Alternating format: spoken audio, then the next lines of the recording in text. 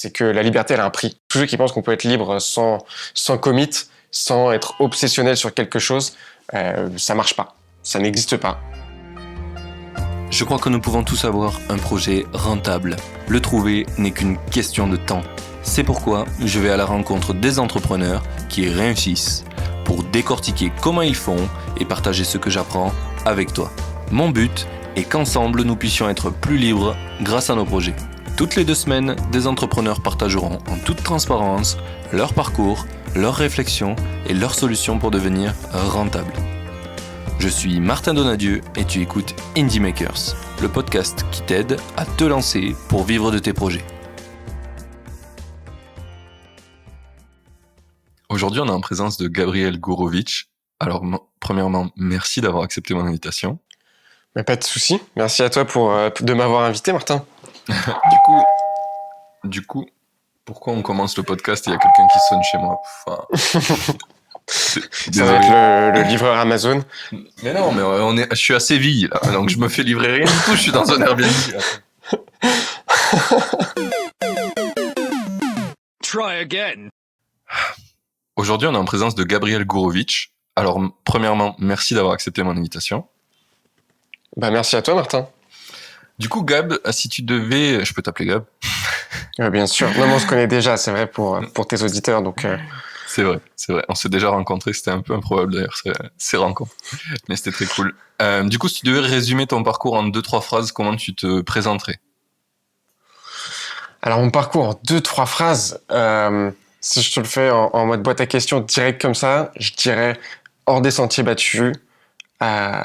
Et la deuxième partie, ça sera la soif de liberté et en même temps d'excellence. Soif de sentiers battus, ouais, et c'est très court, plus court que ce que je pensais, et oui. C'est très intriguant.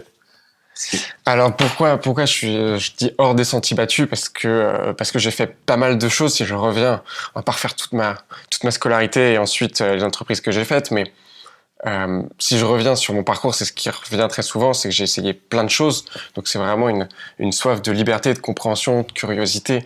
J'ai commencé dans les sciences et puis j'ai continué pendant mes études en économie-gestion, puis en marketing, puis en web. J'ai fini en ingénierie et en école de design. Tu vois, moi je suis diplômé de l'école des Gobelins, qui est une très bonne école de design en France, alors que je ne venais absolument pas de là. Donc c'est un peu d'être toujours hors des sentiers battus. J'ai toujours eu besoin de trouver des passerelles entre des points où il y a un peu la voie royale. J'ai jamais été capable de l'apprendre. On va savoir pourquoi. Ça n'a pas jamais été mon truc, tous les concours et ces trucs-là. Et je suis toujours rentré par les petites portes. Donc pour tous les concours que j'ai fait, par exemple, que ce soit les Gobelins ou les arts et métiers, en fait à chaque fois, et j'en suis pas hyper fier, mais à chaque fois, j'ai réussi à trouver un moyen de rentrer en ayant moyennement réussi le concours. C'est les Gobelins ou justement c'est une histoire où tu as contacté quelqu'un là-bas Ah là, c'est ça. Bon, en gros, pour faire très simple, et ça vient, je pense que c'est quelque chose de famille, c'est si on te dit non, si tu peux pas rentrer par la porte, tu passes par la fenêtre. Et si tu passes pas par la fenêtre, tu passes par la cheminée. Et donc ça veut dire en fait de jamais prendre le non comme une réponse. Donc je prends et de toujours essayer jusqu'au bout et de voir ce qui va se passer. Donc pour les Gobelins, ça s'est un peu passé pareil aux arts et métiers. C'est que en fait j'ai tout ce qui est écrit, ça s'est passé sans problème. Et ensuite sur ce qui était oral, j'y suis allé, ça s'est aussi bien passé. Sauf que j'ai fini sur liste d'attente. Ça veut dire c'est les moments, pour ceux qui connaissent pas ce genre de concours, c'est les moments où en fait ça veut dire que t'es plutôt bon, mais il y a quand même des gens qu'on préférerait devant toi. Donc t'es admissible, t'es dans la liste d'attente et tu sais pas trop si tu vas être pris. Moi, on m'a pas tenu au courant. Et donc, comme on m'a pas tenu au courant, j'ai pointé ces dysfonctionnements dans le procédé et on va dire brouillé par les sentiments, j'ai envoyé bien sûr des emails et j'ai directement contacté même par téléphone le directeur du master. Je pense que personne fait ça. Et comme personne le fait, forcément, quand tu forces beaucoup et qu'on te dit non encore une fois par la porte et que tu rentres par la fenêtre, on s'y attend tellement pas que ça peut marcher. Et moi, ça a quand même fonctionné 2 fois de suite. Ça veut pas dire que ça fonctionnera. Hein. Je pense juste que derrière tous ces process administratifs, parce que c'est ça au final, quand tu rentres pas parce que ton profil comme le mien ne rentre pas dans les cases, c'est compliqué et donc on te retient pas directement. Donc le meilleur moyen, c'est tout simplement de jouer les cartes que personne ne joue. qu'est-ce qui sort de think out of the box, qu'est-ce qui va sortir de la boîte, qu'est-ce que je peux faire que personne n'aura fait avant. Ce qui est génial, c'est qu'en plus, voilà. C'est des humains souvent derrière ça. Donc, même s'il y a des process établis, tu peux toucher des humains et leur parler de ton parcours et ça change totalement la donne, quoi. Exactement. Donc, lui expliquer, en fait, pourquoi, c'est pas juste pourquoi, en fait, quel est le problème et voilà comment ça m'impacte dans ma vie professionnelle. Et par exemple d'être sur liste d'attente, parce que oui, il y a bien sûr, tout a été fait, j'ai contacté plusieurs fois, je n'avais pas de réponse, ou alors on me donnait des réponses évasives. Et donc quand ça se passe de cette manière, et ben moi tout simplement, je me suis dit en fait, à la fin, j'ai pas eu de réponse. Et donc moi je me pointe et je dis mais c'est une espèce de négociation, hein, c'est clairement de la négociation. On me disait bah non en fait il te faut une entreprise pour être en alternance. Et je dis ok, et j'arrive avec une entreprise. Donc voilà, je laisse l'entreprise. Donc maintenant et donc en fait c'est vraiment une négociation et c'était pas trop je pense intéressé par m'avoir, mais en même temps j'ai tellement forcé pour y arriver qu'à la fin ils ont pas trop le choix. En même temps c'est un gars comme ça donne tout et fait tout ce qu'il a en pouvoir pour tout ce qui est dans son pouvoir pour arriver, forcément, j'ai été obligé de le prendre. Oui, et pour la petite histoire, je suis arrivé une semaine après la rentrée quand même. Donc, t'imagines que moi, dans la promo, il y a tout le monde qui m'a dit, mais pourquoi t'es là une semaine après tout le monde?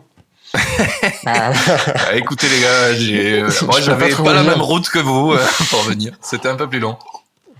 Voilà, donc les chemins insinués, vraiment, c'est hors des sentiers battus. Et je pense que ce qui était vrai pour l'école, donc quand j'avais une vingtaine d'années, a été vrai pour tout le reste de ma jeune vie entrepreneuriale. Aujourd'hui, j'ai 28 ans. J'ai déjà fait quelques boîtes et fait beaucoup de plantage. Et je pense que c'est toujours aussi vrai. J'ai jamais été salarié, par exemple. J'ai toujours monté des boîtes et été, ou du moins freelance. Et j'ai toujours eu ce besoin, voilà, de créer mon propre chemin. D'accord. D'avoir ce goût ouais, il y a vraiment ce chemin tracé et puis il y a le chemin un peu moins pris, le moins connu, et il faut y aller à la machette, il faut débroussailler tout ça, mais on peut trouver des choses beaucoup plus intéressantes. Je suis plutôt d'accord sur ça. Le chemin est souvent plus difficile, mais il t'apprend plus sur la route, j'ai l'impression, quand tu galères un petit peu et que tu prends pas les chemins. Oui, c'est-à-dire que tu prends tellement de bûches. Tu te fais tellement, si on reprend la parabole de la jungle, t'imagines, tu coupes à la machette, mais bon, le temps de couper pour arriver d'un point A à un point B, très souvent d'ailleurs ça se passe comme ça, quand on passe par la jungle, c'est parce que c'est plus court en trajet. Si tu prends la côte plutôt, ça va être beaucoup plus long, mais on sait le temps que tu vas mettre. Et par la jungle, c'est beaucoup plus long, enfin c'est beaucoup plus court en termes de kilomètres. En revanche, ça peut être tout aussi long. Le but, c'est d'arriver au même endroit plus rapidement. Donc c'est une espèce de shortcut plus difficile. Et je pense que quand on a bien cette image en tête, on peut se rendre compte que dans la vie, il y a des passerelles et il y a des endroits comme ça où on peut tous aller. Par contre, il faut avoir un peu le courage d'y aller quand même. Et il faut s'en donner les moyens. Ouais, c'est clairement une question de courage. Tu sais que c'est un truc qui revient souvent en ce moment dans les discussions que j'ai, c'est la détermination ou l'intensité que tu mets à faire quelque chose, qui je trouve caractérise un petit peu les makers et les entrepreneurs. C'est vraiment quelque chose qui te fait une vraie différence quand t'es entrepreneur, j'ai l'impression, parce que tu te retrouves devant plein de situations problématiques, et si tu mets pas une espèce d'effort intense pour arriver à le résoudre, mais en fait tu t'arrêtes de vivre, quoi. Un peu comme ce qu'on parlait tout à l'heure en off qui arrive aujourd'hui. Avec mon problème de tournage, mon lieu de tournage qui me lâche au dernier moment alors que je dois tourner 2 émissions en fin d'après-midi. Ouais, complètement. Donc là, tu vois, il y a plein de problèmes qui arrivent tout le temps. C'est les roller coasters, hein, c'est l'entrepreneuriat où tout va bien, tout va mal, tout va bien, tout va mal. Et en même temps, cette intensité, qu'est-ce que c'est du kiff, c'est du bonheur. C'est du bonheur. C'est peu à peu. Il y a des moments où ça va très mal, mais il y a plein de moments où ça va très bien aussi. Et je pense que c'est vraiment une question de personnalité. Il y a des gens qui sont absolument pas faits pour ça. Et puis il y en a d'autres qui en ont besoin. Moi, si je l'ai choisi, c'est pour ça que j'ai choisi le mot plutôt soif de liberté et tout en étant toujours dans le choix de l'excellence, on en reviendra dessus après, c'est que la liberté, elle a un prix. Pour tous ceux qui pensent qu'on peut être libre sans commit, sans être obsessionnel sur quelque chose, ça marche pas. Ça n'existe pas. C'est-à-dire que je peux reprendre un moment de ma vie où j'étais ce qu'on appelle digital nomade, donc t'es freelance, et en même temps tu voyages le monde avec un groupe d'entrepreneurs qui s'appelait Mangrove, où on essayait de trouver une nouvelle manière de travailler. Je disais en fait il y a quelque chose qui va pas. Ouais. Il y a quelque chose qui va pas. Non mais c'est improbable. Hein. Les Parisiens les toujours trop énervés. Exactement. Les Parisiens toujours énervés et en même temps avec tout le lockdown qui se prépare, je les comprends. Mais bon. Qu'est-ce que je te racontais? Sur Mangrove et l'intensité. Oui, voilà. Et à ce moment-là, on cherchait un nouveau moyen de travailler parce qu'on se disait en fait ça nous va pas. Le paradigme actuel professionnel, c'est d'être dans une entreprise et de travailler de 9h à 18h, que tu sois dans la tech, dans le conseil, comme dans l'industrie ou dans une usine. Et on trouvait ça très bizarre d'appliquer un paradigme qui sort de la troisième révolution industrielle, qui est justement Taylor, de se dire si on répartit scientifiquement le travail, alors on sera plus productif. Donc c'est clair qu'un employé d'usine qui stresse 1 heure de plus, il va pouvoir visser, 10 boulons de plus. Donc à la fin de la journée, à la fin du mois, ça fait 10% de plus de travail, donc de revenus pour l'entreprise. Bon, là c'est mathématique, on est d'accord. La vérité dans notre travail on peut dire plus de service intellectuel, de col blanc, c'est que ça n'existe absolument pas. On le sait tous, on l'a tous vécu. Des moments où pendant 3 jours, on doit délivrer quelque chose, on en est incapable. Une présentation, une idée, peu importe, une campagne marketing. Et en fait, en une demi-journée, on va arriver à se plonger dans un état de focus profond et total et le dépiler en 4 heures. On n'a pas été capable de le faire en 20 heures, mais on l'a fait en 4. Et cette différence, cette dissociation vraiment entre le paradigme physique de dire on va au bureau. Aujourd'hui, le remote, en plus avec le Covid, ça devient complètement logique. Mais il y a encore 5-7 ans, c'était pas du tout le cas. C'est même les entreprises de la tech, les plus belles boîtes, les plus belles scale-up, c'est on est en interne, on est au bureau, tu viens au bureau de 9h à 18h à 19h et tu travailles. Et puis après, tu rentres chez toi. Et pour les plus avancés, tu as un petit peu de remote de temps en temps, donc un peu de télétravail, 1-2 jours par semaine. Nous, ça nous allait pas. Oui, clairement. Puis de vécu, ce jour de télétravail, c'était surtout un jour de... genre, t'as fait une soirée le jeudi soir et reste toi le matin. Voilà. Quoi. Et ça, c'est la façon de vivre le télétravail un peu de l'ancienne génération. Et surtout, les grosses boîtes qui se disent, mais en fait, si on le donne jour de télétravail, bizarrement, tout le monde le prend le vendredi. C'est ce qui n'est pas faux. Mais c'est parce que c'est une ancienne génération qui a été formatée, qui a évolué encore une fois dans ce contexte-là. Nous, on a un autre contexte, on a ce besoin de liberté. Je pense que je suis pas le seul et que si toi tu fais ce podcast, si beaucoup de gens font du freelance de plus en plus, c'est parce qu'on a un grand besoin de liberté et un grand besoin de gagner de l'argent, mais aussi de pouvoir s'accomplir en tant que personne, en tant qu'humain, autrement que par le travail. Oui. Mais cette liberté, elle a un prix. Et donc, si on revient sur Mangrove, c'était extraordinaire. On a fait 2 fois le tour du monde en 3 ans. On a loué des super maisons et on travaillait tous ensemble au soleil. 2 fois, 3 fois, 4 fois. On a fait jusqu'à 1 fois tous les 2 mois des endroits complètement différents et c'était quand même entre 1 semaine et 1 mois ailleurs. À rencontrer d'autres freelances assez extraordinaires. Enfin, tout ça, c'était magique. La vérité derrière, et ça, faut vraiment pas l'oublier, c'est que c'est très demandant. C'est que sur le papier, sur Instagram, sur ce qu'on veut, c'est extraordinaire, c'est magique. On gagne de l'argent, en plus on est à moitié en vacances. La vérité, c'est que derrière, ça demande une discipline extraordinaire. Tout le monde n'est pas capable d'être à côté de la plage et d'aller quand même travailler, parce que sinon ça marche pas. C'est hyper dur. Ça peut paraître, c'est assez contre-intuitif parce qu'il va dire oui non mais il est mignon lui, mais en même temps oui mais entre ça et là travailler sous la pluie de Paris, je préfère être au soleil. C'est vrai, c'est complètement vrai. Maintenant, ce qui est vrai aussi, c'est que pour l'avoir expérimenté, ça demande une force mentale forte de te dire pendant que tout le monde, parce que tout le monde qui est au soleil, tout le monde est en train de prendre du plaisir, est en train de se marrer, va boire des coups, va manger, va prendre un café sur la plage ou va faire du surf. Et toi, pendant ce temps-là, tu dois te dire, non, je suis tellement fort. Cette discipline de se dire, pendant ce temps-là, il faut que je travaille. Il faut que je travaille parce que sinon, je ne montrerai pas quelque chose qui sera intéressant. Je pense qu'il y a un bon moyen de projection pour ça. C'était cet été, les gens qui ont eu le droit à faire du remote et qui sont descendus dans le sud, ils se sont retrouvés avec tous les gens qui étaient en vacances à les regarder et eux à rester chez eux bosser, quoi. Et quand t'as le moyen de faire du remote, et c'est ce qui s'est passé pour moi l'an dernier où j'étais en camping-car, tu vois. Donc, on a fait toute la côte portugaise de septembre à décembre et c'est ça, tu vois plein de gens tranquilles, ils chillent au bord de l'océan, ils vont surfer et tout ça. Ouais, faut quand même bosser. Mais c'est extraordinaire, sauf que encore une fois, ça demande quand même une discipline mentale. Et je pense que cette discipline mentale, après, ça dépend, encore une fois, quelle est l'ambition de chacun, c'est quoi le critère et la définition du succès de la vie de chacun. Moi, j'ai le mien, j'ai mes critères, j'ai ma définition, et donc forcément, ça allait avec une discipline assez forte j'étais pas là-bas pour chiller, j'étais là-bas pour rencontrer des gens brillants, j'étais là-bas pour faire du réseau, rencontrer des amis aussi aujourd'hui, et surtout accélérer ce que j'étais en train de faire en termes de projet. Je savais pas encore ce que je voulais faire exactement, mais je savais que je voulais faire quelque chose. Et ça, je le sais depuis que j'ai 21 ans. J'ai lancé ma première boîte, c'est un fail total, mais à 21 ans. C'était quoi ? On peut en parler ?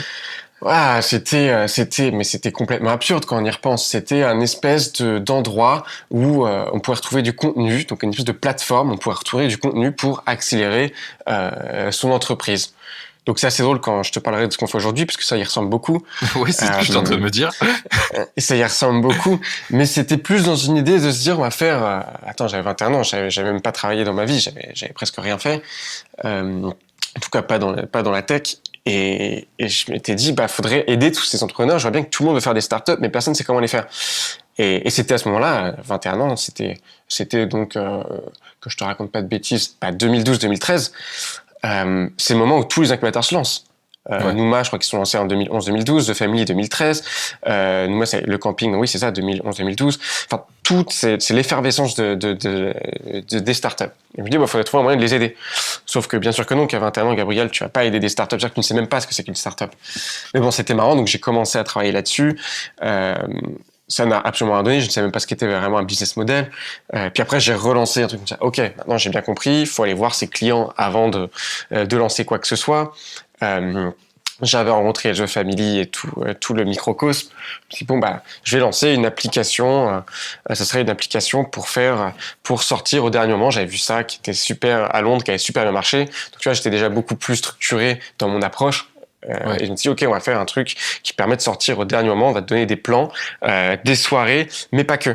En fait, d'un côté de la marketplace, tu résous le problème des organisateurs, que ce soit des producteurs de soirées, de spectacles, peu importe en fait, qui dans les dernières 24 heures, il leur reste toujours des billets sur les bras. Et s'ils sont pas vendus, juste la salle ne sera pas prise, ne sera pas pleine. Donc, tous les cas, c'est du manque à gagner. Et de l'autre côté, tu vas avoir les gens qui ne prévoient jamais rien, comme moi par exemple, qui voient toujours au dernier moment qu'est-ce que on peut faire ce soir, après avoir bu un coup. Voilà, exactement. Après avoir bu un coup avec ses potes, qu'est-ce qu'on fait ce soir ou demain. Et là, qui se disent, en plus de nous donner des idées, des bonnes idées, ça sera moins cher. Tout le monde est content. Et d'un côté, les autres vendent alors qu'ils auraient dû ne pas vendre. Ouais. Et du mien, je trouve des activités et en plus, c'est un peu moins cher. Donc ça, voilà, on a pas mal travaillé dessus. J'ai commencé à développer, de rencontrer les gens, de faire une landing page. Donc tu vois, toujours plus loin dans l'approche, récolter des emails, en discuter avec des gens, rencontrer des utilisateurs. Et en fait, j'ai bloqué au moment j'avais juste pas assez de temps. C'était pendant mes études, hein, pas assez de temps, pas assez de réseau, et aussi le fait que c'était un milieu, le milieu un peu de la nuit, de l'organisation, c'est intéressant, mais c'est pas passionnant. Moi, c'est pas quelque chose où je m'enrichissais. Parce que le but de tout ça, à la fin, encore une fois, c'est de s'enrichir. Et moi, j'aime beaucoup me dépasser et m'enrichir pour me dire comment est-ce que je m'accomplis tous les jours. Pour moi, l'entrepreneuriat, c'est un chemin de vie. C'est qu'aujourd'hui, je suis entrepreneur et j'ai une entreprise. Demain, j'aurai une autre entreprise. Et une entreprise, pour moi, c'est une aventure avant tout. Ça peut être une entreprise entrepreneuriale, professionnelle ou personnelle. De fonder une famille, pour moi, c'est une entreprise. De vouloir aller faire le monde, d'aller faire une fois le monde pendant 1 an, le tour du monde avec sa famille, c'en est une autre. Et en fait, chaque chose, moi, je mets sur le même plan ce qui va être pécunier ou financier ou professionnel que le personnel. Moi, je vois ma vie comme une aventure. Je dis, ok, qu'est-ce que je vais faire dans les 2-3 prochaines années? Et après, il y a des micro-aventures dans ces trucs-là. C'est ça. Mais je crois que l'origine du mot entreprise, c'est pas quelque chose de professionnel à la base. C'est quelque chose de entreprendre pour résoudre un objectif, quoi. Exactement. La définition d'une entreprise, c'est essayer quelque chose de risqué et s'y mettre à 200%. Ça peut être tout. À la base, des études ou de faire un concours, c'est une entreprise. Parce que c'est quelque chose de risqué, faut se donner. Il y a quand même, encore une fois, une discipline, un courage et le goût de l'effort à le faire. Et c'est possible de pas être pris. Donc c'est vraiment ça le point, hein, c'est de se dire quand même, on va mettre toutes les billes de notre côté pour réussir, mais il y a quand même de fortes chances que ça ne se passe pas. Et c'est là où je pense qu'il y a des personnalités qui sont faites pour et d'autres moins. C'est qu'il faut avoir un optimisme assez fort, de se prendre des baffes toute la journée, et un jour, il y a un petit truc qui fonctionne. Et là, tu dois être trop content. C'est le meilleur moment de ta vie. Puis il Et fait tu double continues down à dessus, remettre. quoi. C'est ça. C'est un truc qui a Exactement. marché, et bam, faut encore plus en donner d'énergie, quoi. Exactement. Mais finalement, ça. Donc ça voilà fait comment je creuser. résumerais ma vie. Aujourd'hui, c'est vraiment axé sur ces trucs-là, sur comment est-ce que je peux être plus libre, comment je peux toujours apprendre plus de choses. Il y a quand même ce petit truc d'achievement, d'accomplissement. Si je fais un projet, c'est aussi pour qu'il soit assez gros. Aujourd'hui, j'arrive pas à me dire, et je pense que c'est un petit problème d'ego. On est tous entrepreneurs aussi parce que on a un petit vide à combler quelque part. Et ça, j'en suis persuadé. Mais à un moment donné, je me dis quand même, aujourd'hui, quand je veux tenter quelque chose, un projet, donc tu vois, on parlait du tournage qui est en train de complètement foirer, mais on va trouver une solution. C'est un projet sur lequel je travaille depuis 1 an et qu'en fait, c'est une émission de podcast / vidéo qui va passer à la télé. Et donc ça, c'est une nouvelle aventure que j'avais envie de faire. J'avais jamais fait de vidéo, jamais fait de télé. Tiens, comment est-ce qu'on peut faire ce truc-là ? Podcast, la même chose. Quand j'ai lancé ce podcast, je pense qu'on pourra en parler. J'ai lancé un podcast qui s'appelle Growth Makers. C'est vrai que on n'en a pas parlé, mais je pense que c'est un peu le sujet aujourd'hui. Et c'est un podcast sur les nouvelles méthodes marketing, nouvelles méthodes growth que j'ai lancé il y a 3 ans. Aujourd'hui, en cumulé, on doit être à 1,5 million d'écoutes, ce qui est complètement délirant quand tu vois le sujet. C'est un sujet hyper technique de growth en start-up. Et quand j'ai lancé, j'avais juste dit de me dire, tiens, j'ai envie de tenter un truc nouveau. Moi, mon boulot, c'est de faire des stratégies de croissance et marketing, après de les opérer dans des startups en freelance. Mais j'ai trop envie de faire autre chose. Donc, encore une fois, comment est-ce que je peux faire un projet qui va m'accomplir, qui m'intéresse, qui me demande d'autres compétences, mais en même temps, j'ai envie de le mener à un point qui professionnellement, je l'entends comme un succès. Je le fais pas juste pour le faire. Donc, ce podcast, je l'avais fait aussi pour réussir. C'est-à-dire que si au bout de 5 épisodes, il n'y avait pas de traction, ce qu'on appelle traction dans le milieu des startups, donc d'avoir un minimum d'écoute et les gens qui en redemandent, j'aurais arrêté. Parce que je pense qu'il n'y a pas trop de sujets. Pour moi, je me dis quand même, c'est bien de faire quelque chose pour soi, mais c'est aussi bien quand, en fait, le marché, ça c'est un petit peu le problème de l'entrepreneur, c'est quand le marché te dit oui, on est d'accord avec toi, ta conviction et ton travail, en fait, nous apportent de la valeur et on te le prouve par les chiffres. Exactement. Est-ce que, du coup, c'est intéressant parce que j'ai l'impression que t'es quand même guidé par créer des choses pour le kiff parce que t'as vraiment envie de faire ça, mais derrière, tu mets une certaine ambition. Mais est-ce que, pour toi, c'est possible de créer juste par ambition ou il faut quand même être drivé par le kiff en premier ? C'est une très très bonne question. Là, tu vois, t'as réussi exactement à mettre les mots sur ce qui est compliqué, on va dire personnellement pour moi, c'est de toujours réussir à équilibrer le kiff et l'ambition. Donc, c'est vraiment ça. J'ai une une envie de performance, mais aussi d'un autre côté qui va contre cette envie de kiff et de liberté. Ces choses sont assez compliquées à conjuguer. On va pas se mentir. C'est un peu une bataille de tous les jours. Et je pense que c'est pas toujours équilibré. C'est pas grave. La question, c'est est-ce que ce que je suis en train de faire, je le fais, comme tu dis, juste par ambition, ou est-ce que je le fais pour le kiff ? Mais quand on dit ça, on n'a pas tout dit. Oui. Je pense que la vérité, c'est qu'à un moment donné, il faut aussi manger. Parce que là, on parle de plein de choses assez méta, mais la vérité, c'est que si tu fais pas de chiffres à la fin de la semaine ou du mois, bah, tu peux pas payer ton loyer, tu peux pas manger. Et je pense que ça, faut quand même avoir cette réalité en tête. Et cette réalité, elle est hyper forte, elle est hyper importante. Il faut, avant de commencer à remonter la pyramide de Maslow, il faut commencer par celle-là. Donc le kiff, oui. Mais aussi toujours en tête, est-ce que je vais réussir à faire la fin du mois, à la fin des 2 mois, et continuer à vivre de ce kiff ? Parce que juste kiffer, c'est facile. Il y a plein de gens qui le font. La question, c'est est-ce que ça va me retomber dessus dans 1, 2, 5 ans ? Comment est-ce que j'arrive à conjuguer ce kiff avec le fait de quand même créer quelque chose, un capital, créer, c'est ça, une entreprise, peu importe, qui va en fait, dans 5 ans, je me dirais, en fait, j'ai réussi à conjuguer les deux. Le digital nomadisme, ça va complètement dedans. J'ai réussi à conjuguer le kiff total avec le fait de faire passer ma journée de mon TJM quand je suis rentré chez Mangrove, c'était je sais pas 250 € à 1500 €. Bon, en fait, quand on voit ça, on arrive à se dire franchement, j'ai réussi à bien conjuguer les deux. Plutôt, ouais. Et par contre, il y a des fois où c'était beaucoup de travail. Et d'autres où c'était, on va kiffer sur la plage, oui, on va quand même surfer. C'est hyper complexe. J'avoue que j'ai pas la solution. Hein. J'ai pas encore trouvé la réponse. Mais je pense que la meilleure réponse, c'est une fois que tu as la chance d'avoir créé quelque chose qui te ramène un petit peu de revenus, c'est d'aller à 200% dessus pour être sûr que ça s'effondre pas. En tout cas, c'est vraiment ma vision. Et une fois que ce château de cartes là, il commence à être un peu consolidé, de ne plus accepter que les projets où un, ça apporte de la valeur au business, et deux, ça nous fait kiffer. Donc, si on reprend cette émission de télé qui arrive, c'est un énorme kiff. J'avais très envie de le faire, donc c'est vraiment un truc où je me dis, j'avais envie de tester ce truc-là. T'as le droit de dire sur quelle chaîne ça va passer ? Ouais, bien sûr, ça va passer sur Bismart. Ça commence. Alors, je sais pas quand sera sorti le podcast, mais ça commence première diffusion le 10, donc dans une semaine. Le samedi 10, c'est ça. Samedi 10 et dimanche 11. Ça sera aussi sur la chaîne de podcast. Avec grand plaisir. Et ça, donc, c'est drivé par le kiff, mais c'est aussi extrêmement aligné avec tout le reste de mon business. Mon business, à l'époque, c'était donc, je fais des podcasts sur une nouvelle méthode marketing growth. Aujourd'hui, on produit un podcast sur une nouvelle méthode marketing, et tu as cette nouvelle émission / hybride podcast sur les nouvelles méthodes managériales et culturelles dans les entreprises. Donc, moralité, on arrive sur un espèce de média de niche qui est très technique et business, et qui va amener une notoriété, de la confiance et des leads vers le cœur du modèle, qui sont les formations en ligne qu'on fait. Donc les formations en ligne aujourd'hui, c'est des programmes d'accélération de carrière. On va en avoir, ce qui serait plutôt logique, sur le marketing, la vente, la prospection B2B, bientôt qui arrive à le management et le growth. Donc en fait, quand on a dit ça, je pense qu'on a tout dit, tout est assez aligné.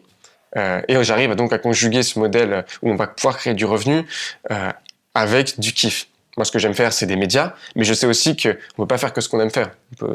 J'aime beaucoup aussi la formation, mais c'est un peu moins mon kiff comparé aux médias, où c'est là où je sens que je m'accomplis, où je crée de la valeur pour les gens, où les gens sont contents de mon travail. Maintenant, l'un ne va pas sans l'autre. Donc, c'est un peu comme tout, je pense. Parfois, il faut juste savoir dire, il n'y a pas que le kiff, faut aller vers ce qui va apporter de la valeur. Donc, parfois, même si j'aimerais faire plus de podcasts, il va falloir plus que je passe de temps à recruter des gens, recruter des nouveaux teachers pour faire des formations, etc. Je vois très bien cette question d'équilibre. Je pense que tous les entrepreneurs avec qui j'ai parlé ont ce problème. Ou alors, c'est des entrepreneurs qui vont arrêter d'être entrepreneurs si vraiment il n'y avait pas de kiff dans leur process. Mais je crois vraiment qu'il y en a, souvent, en tout cas. Et c'est vraiment un équilibre très perturbant. Enfin, je sais pas toi, mais des fois, j'ai envie de me laisser tenter par rester à la plage pendant 3 jours, tu vois, si je suis à un endroit stylé, ou si je peux tomber dans le kiff à fond, tu sais, des fois j'ai envie de faire ça, puis après tu te dis mais oui. J'ai quand même des trucs de ouf à faire là, aussi. Mais complètement. En fait, c'est la schizophrénie de l'entrepreneur. C'est que on a soif de liberté, et la vérité, c'est qu'on fait tout pour en avoir. Donc, on travaille quand même beaucoup. Il y a beaucoup d'efforts et de temps, et l'air de rien, un peu de sacrifice, mais dedans. Je sais pas si tu connais ce manga Full Metal Alchemist. Si. Il y a, pour ceux qui connaissent pas, donc c'est des gens qui ont la possibilité de transformer la matière. Et ce qui est intéressant, c'est que dans cette transformation de la matière, il faut toujours détruire quelque chose pour créer autre chose. Et comme dirait, je sais plus si c'est Pascal qui dit ça, en science, rien ne se perd, rien ne se gagne, tout se transforme. Mais ce qui est intéressant dans cette, je sais plus comment ils appellent ça dans Full Metal Alchemist, ils appellent ça c'est c'est l'échange, je ne sais plus comment. Bref, ça veut dire qu'en fait, il faut absolument sacrifier quelque chose pour créer quelque chose. Et ça, c'est hyper fort, parce que l'entrepreneuriat, c'est ça. C'est qu'en fait, ça a demandé tellement d'énergie de créer quelque chose qui fonctionne, on parle même pas d'une grosse boîte, on parle vraiment d'un truc qui commence à marcher, qui génère un peu de chiffre d'affaires pour pouvoir vivre et continuer. Ça demande une énergie folle et telle que oui, il y a un vrai sacrifice. Alors que d'un côté, en fait, c'est un peu le problème de ce qu'on voit la vie d'entrepreneur, c'est qu'on voit que ce qui a été bâti, et c'est magnifique, c'est magique, mais on voit pas tout ce qui a dû être détruit pour construire ce truc-là. Le mot détruire, il est un peu fort, mais le mot sacrifice, il est réel. C'est que, comme tu dis, on n'est pas je pense que les entrepreneurs, c'est pas une race à part qui sont, même si on est un peu taré, mais on est un peu allumé du ciboulot, mais on reste très humain, c'est-à-dire qu'on a tous envie de kiffer, et que bien sûr, quand on est à la plage, on a complètement envie d'aller surfer plutôt que d'aller travailler. même si c'est sa boîte et même si c'est le projet qui nous porte et donc on est fier, heureux et que on se lève pour ça le matin. Bien sûr qu'on reste quand même humain et que la vérité c'est qu'un café de plus ou une bière de plus, c'est compliqué de dire non. Ouais. Sauf que c'est ça qui fait la différence, c'est de savoir se dire non, en fait là je pourrais faire ça, il faut que je rentre, il faut que je fasse ça. En ce moment, j'ai un peu une obsession au niveau du temps. Tu sais, du temps que tu as dans une journée, les 24 heures qu'on te donne par jour et comment tu les utilises. Et c'est vraiment quelque chose que j'essaie de regarder parce que, sûrement, tu as eu déjà ce ressenti, mais tu as plein de potes qui sont pas entrepreneurs, tu as des gens qui ont juste des tafs normaux et qui allouent leur temps différemment. Et du coup, on va sûrement te faire des requêtes de viens, on va là, viens, on fait ça, viens, on fait machin. Et en fait, quand tu es entrepreneur, t'es souvent, comme tu disais, tu vois, il faut mettre de l'intensité dans ce que tu veux faire si tu veux y arriver. Et du coup, cette intensité, elle a un coût. Et ce coût, souvent, c'est faire moins de bière après le taf avec tes potes parce que toi, t'es en train de faire ton projet. Moins de Puis soirées surtout, sinon le lendemain, ça va être compliqué. Hein. Ouais, tu bois une bière, le lendemain, t'as un peu mal à la tête, tu peux pas faire de podcast. Ça te pareil, rien que de faire un podcast, rien que de faire, ça demande une énergie, ça demande beaucoup parce qu'il faut transmettre quelque chose aux auditeurs qui nous écoutent. On a la chance, l'extraordinaire chance d'avoir des gens qui écoutent, ils nous donnent leur temps. Donc comme tu dis, c'est-à-dire que le temps, donc tu viens de parler d'une journée qui est important. C'est tous les gens qui nous écoutent, ils sont en train de nous dire, ok, je vous fais confiance, je vous donne une demi-heure de ma vie ou une heure de ma vie. C'est quand même un engagement et un gage de confiance extraordinaire. Et on a l'interdiction, on n'a pas le droit de ne pas leur apporter ce qu'ils ont besoin. C'est vraiment, on nous donne une heure d'une vie, on doit faire tout ce qu'on a le pouvoir pour que ça soit une heure bien investie et qu'ils se disent putain, je l'ai pas perdu. C'est vraiment une heure où j'ai gagné quelque chose. Mais et donc ça demande de l'énergie. Et donc si hier soir tu ou je avais bu 3 pintes, tu peux pas donner le même niveau d'énergie. Tu peux pas transmettre la même chose. Et donc, tu fais du moins mon boulot. Et donc, forcément, en fait, ça marche pas. Je connais très peu aujourd'hui. J'ai rencontré très, très peu d'entrepreneurs. Même sur tous mes podcasts, sur toutes les rencontres que j'ai pu faire ou dans mon grand voyage, qui ne sont pas des acharnés du travail, qui ne sont pas des... c'est des gros kiffeurs aussi. Hein. Mais je pense que c'est juste des gens qui vivent intensément le travail, intensément dans le kiff, mais pas à moitié. Pas je vais boire 3 pintes et le lendemain je dois faire un truc et en fait juste ah mince je me suis pas levé ou ah mince en fait je l'ai pas, c'était compliqué donc j'ai pas apporté ce que je devais apporter. C'est comme tu dis c'est juste c'est un peu de sacrifice mais qui apportent, c'est extrêmement gratifiant quand il y a des personnes qui disent que c'est bien ce que tu fais. On peut pas tout avoir, je pense. Soit on kiffe à court terme et la suite on voit bien ce qui se passe, soit on kiffe pas trop à court terme et puis potentiellement il y a des gens qui vont dire en fait c'est génial ce que tu fais et j'aimerais bien, tu m'apportes beaucoup de valeur, ça m'a permis de me sentir plus légitime dans mon job, aujourd'hui je peux être directeur marketing grâce après 1 an et demi d'écoute. Pour moi il y a rien de plus gratifiant que des gens que j'ai pu aider indirectement ou directement. Parce qu'à la fin, je pense qu'on est quand même tous humains et que ce qui nous rend heureux, c'est quand même d'aider, de s'entraider les uns les autres, peu importe la façon. Et je préfère faire ça et avoir dit non à 150 bières, soirées ou je ne sais quoi avec d'autres. Et je pense pas que je suis plus malheureux. Ça m'a pas du tout empêché de faire la fête, faire des fiestas à pu finir et de vivre très heureusement. Clairement. Et je pense qu'il y a plein de moments qu'on vit avec peu d'intensité qu'on peut transformer en des moments de vie intense et qui changent totalement notre répartition du temps en fait finalement. Voilà. Après, je pense qu'il y a quelque chose de très important, c'est faut pas chercher l'intensité pour l'intensité. L'intensité, ça broie aussi les gens. Quand on parle de burn-out, c'est de l'intensité, c'est trop d'intensité. Trop. C'est ça. C'est-à-dire qu'il faut faire très attention aussi, c'est qu'il faut pas non plus nous de se dire c'est génial, on est hyper intense.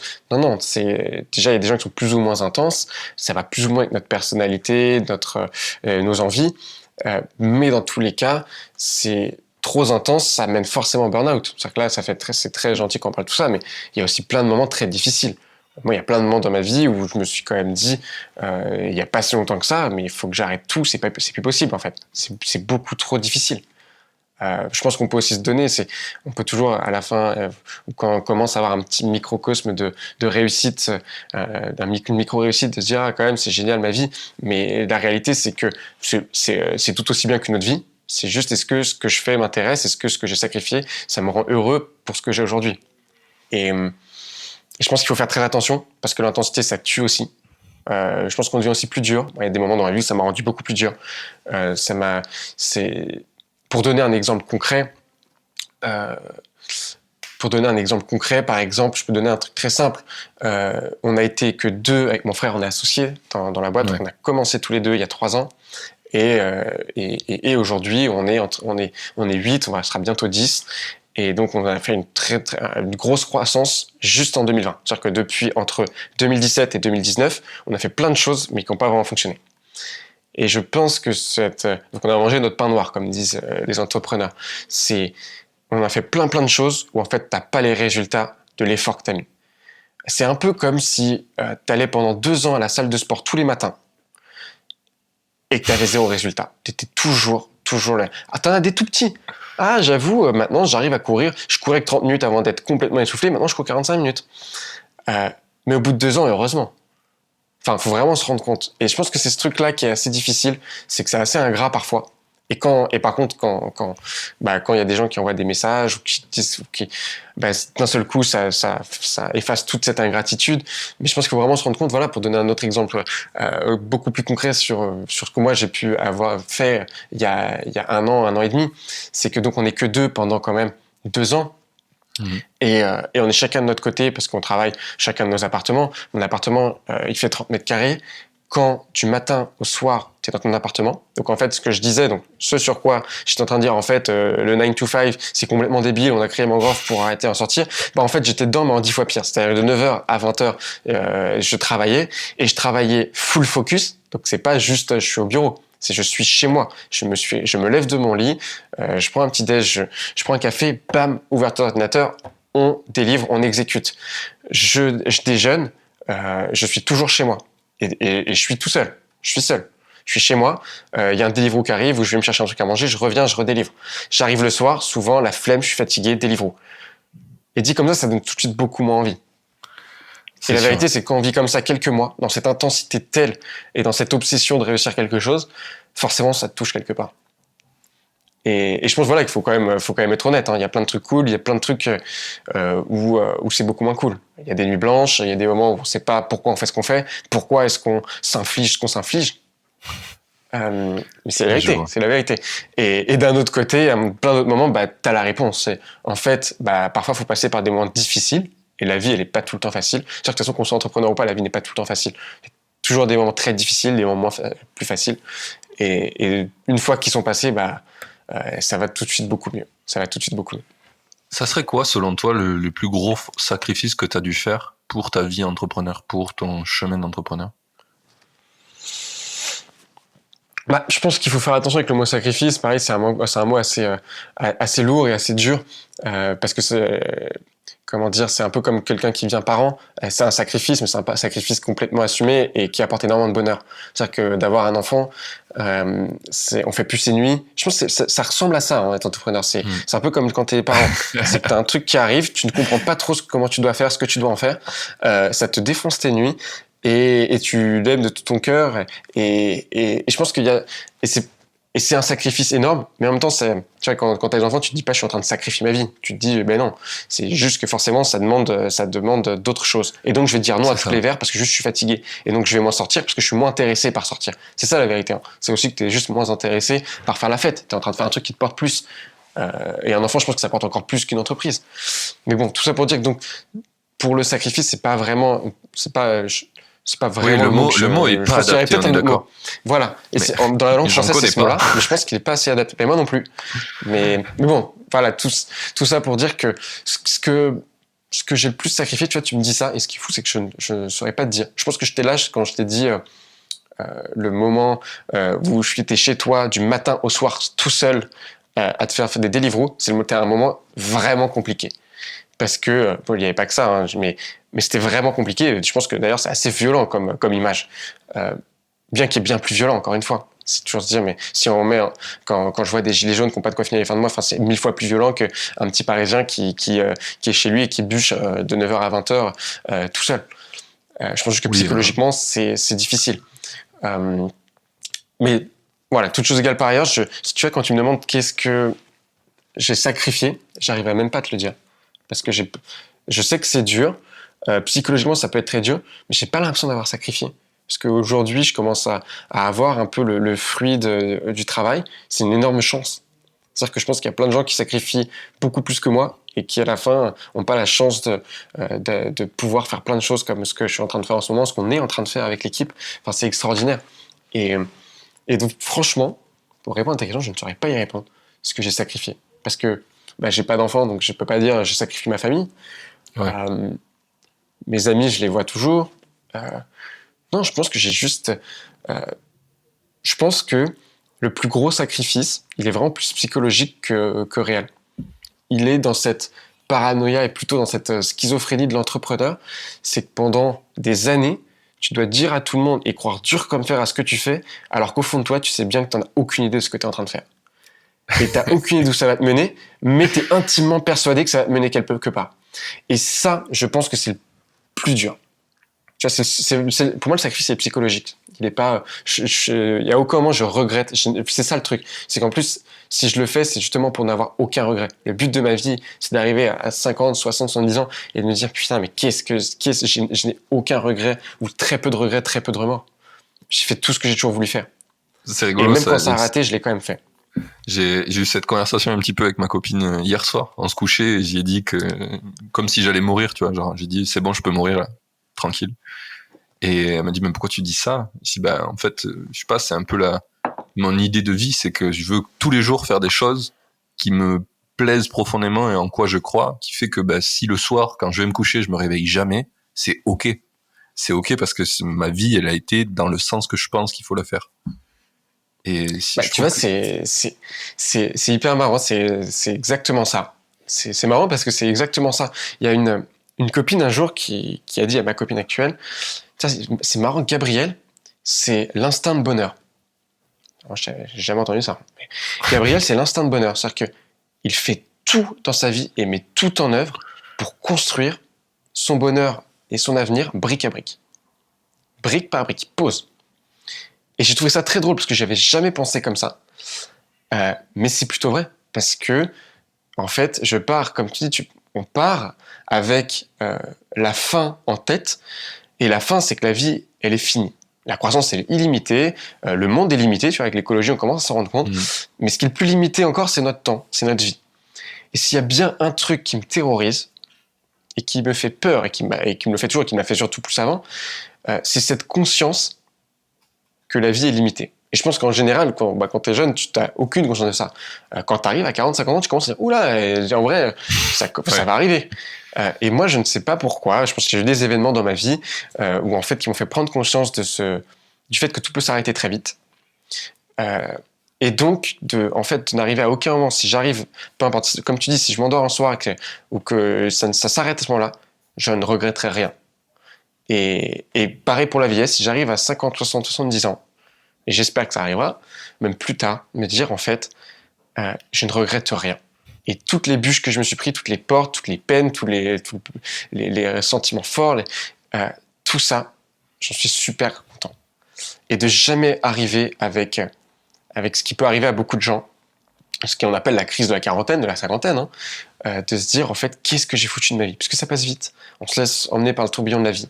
Et en fait, mais qu'est-ce que j'ai fait? Ça fait 10 ans que je suis dans le conseil, mais j'aime pas ça, en fait. Ça fait machin. Mais qu'est-ce que j'ai fait?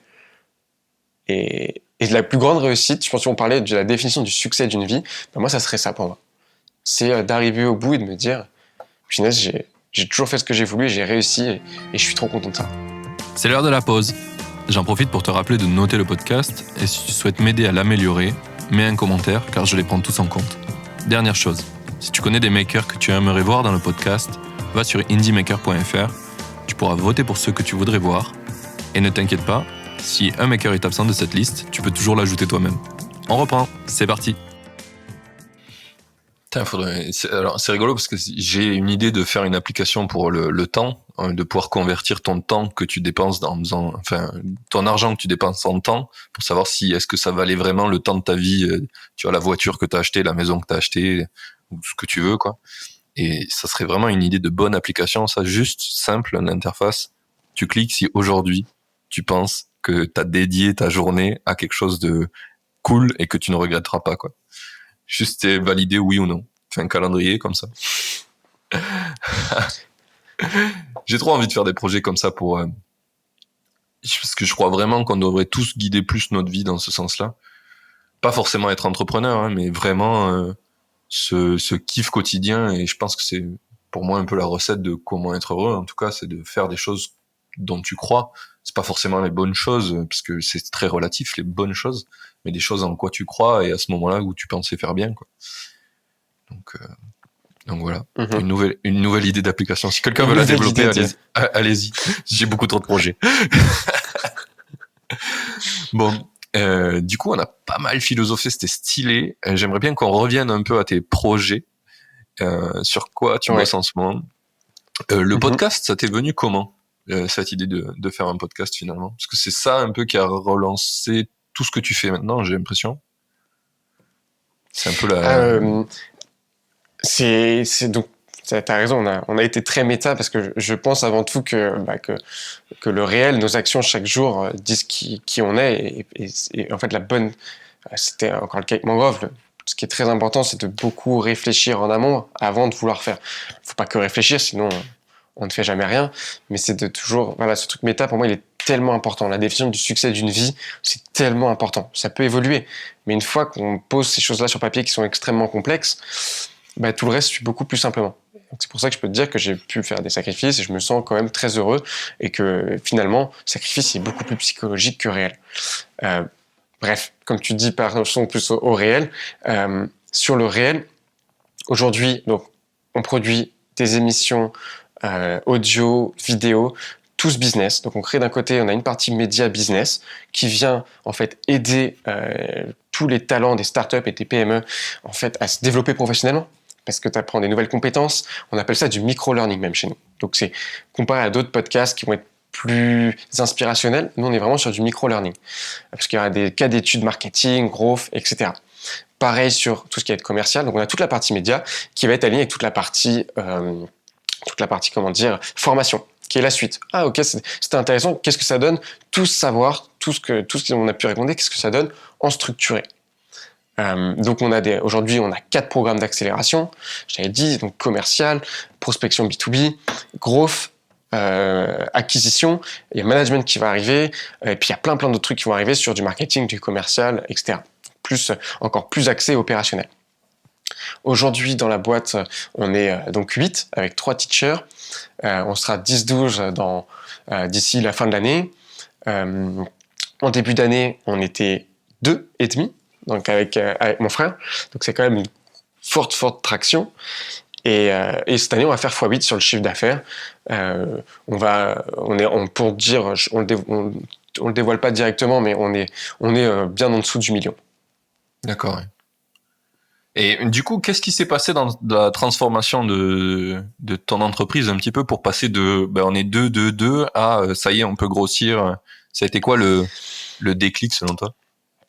Le déclic, il se sent en fait. Le succès d'une entreprise, le succès entrepreneurial, il se ressent. C'est-à-dire que le podcast, ça a été mon premier, entre guillemets, dire succès. C'est que j'ai pas tout fait pour, j'ai fait un truc que je comprenais pas trop. Je suis allé voir des gens plus expérimentés que moi et je me suis dit, tiens, si on prenait 2 micros et que tu me racontais tes stratégies, moi, je pourrais être meilleur dans mon freelance et le faire avec mes clients. Et je l'ai lancé. Et ce truc-là, il a quand même pas mal pris. Et je pense que c'est ce qu'on appelle le momentum ou de la traction, c'est de se rendre compte qu'on fait un truc et peu importe ce qu'on fait, en fait, ça marche quand même. C'est rare. Parce qu'en général, tu fais quelque chose, tout le monde s'en fout.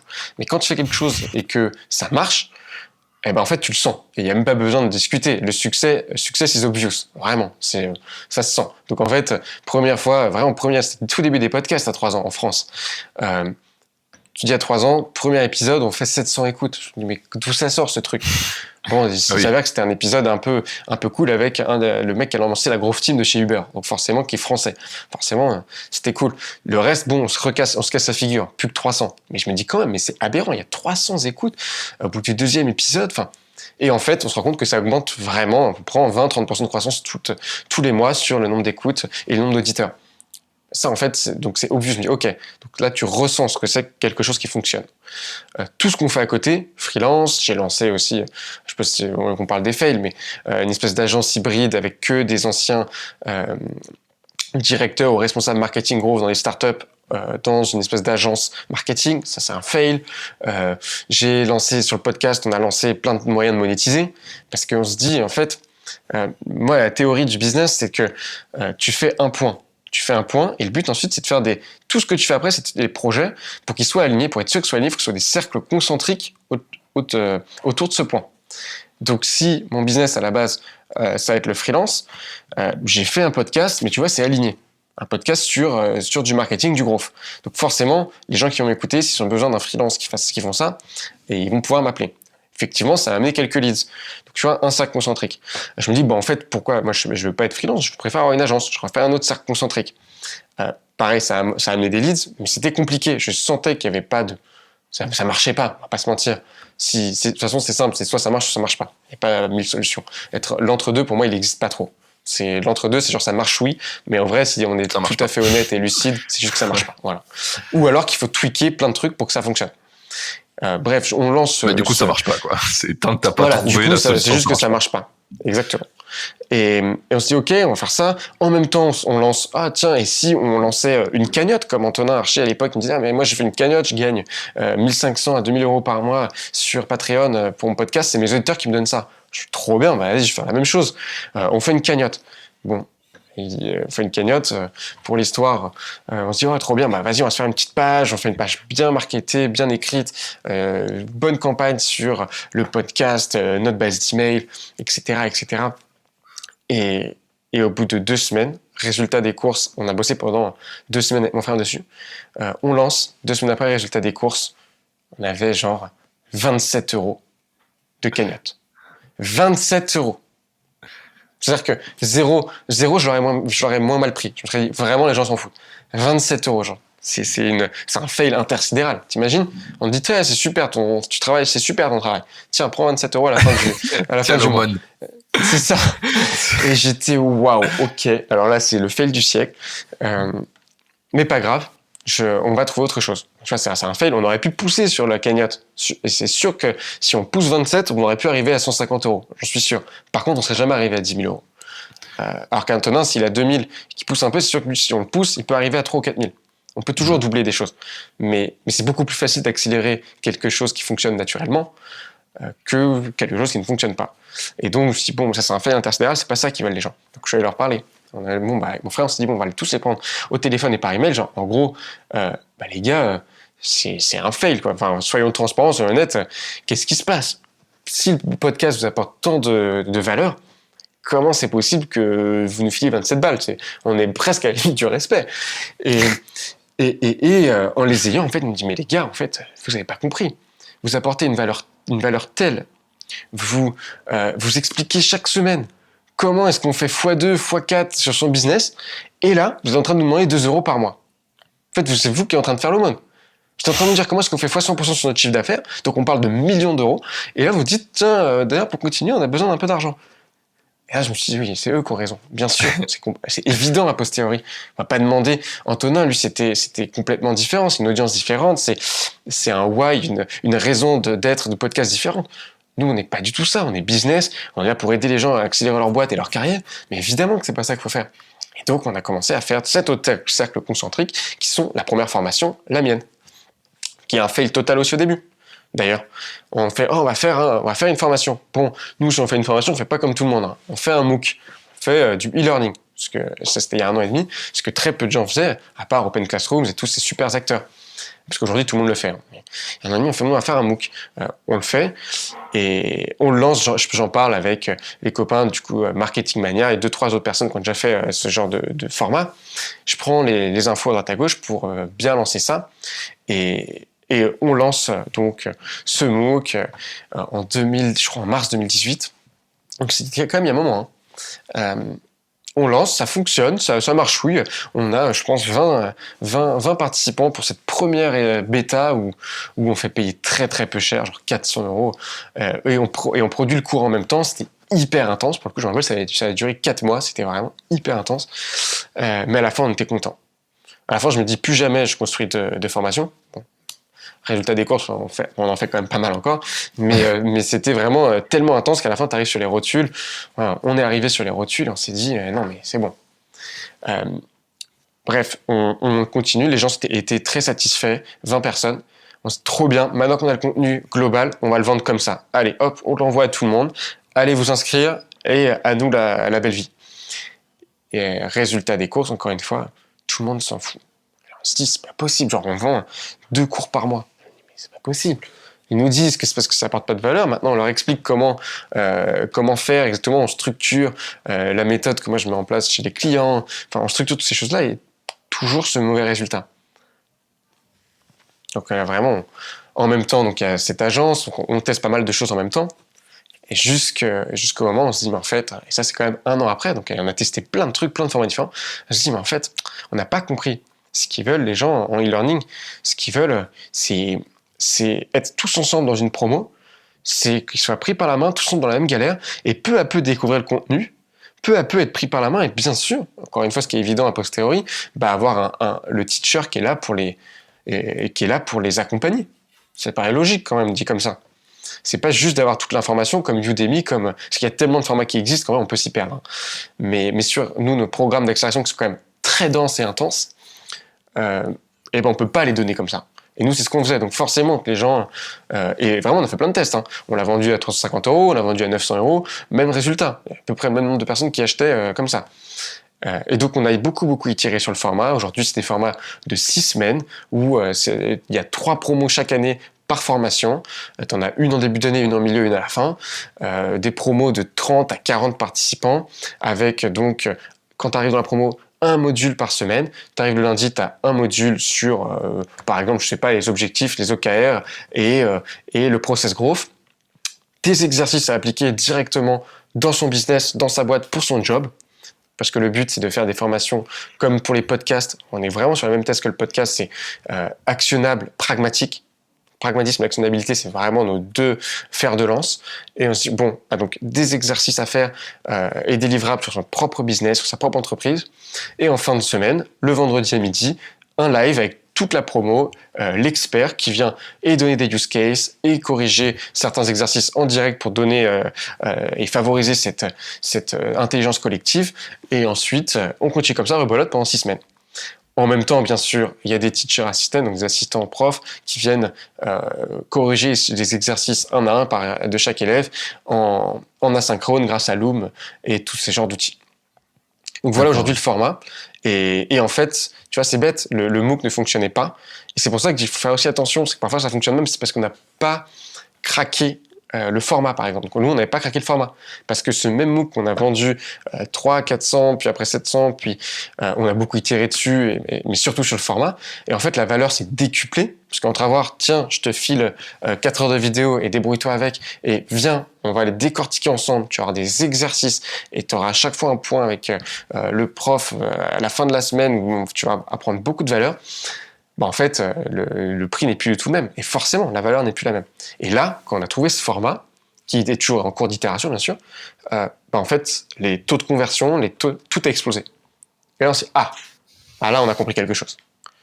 Là, on a compris quelque chose. On était capable, sur 2019, c'était, pour le dire, c'est vraiment bête, sur 2019, en 1 ou 2 promos, en 2 promos, on a été capable de faire 3 ou 4 fois le chiffre d'affaires de 2018.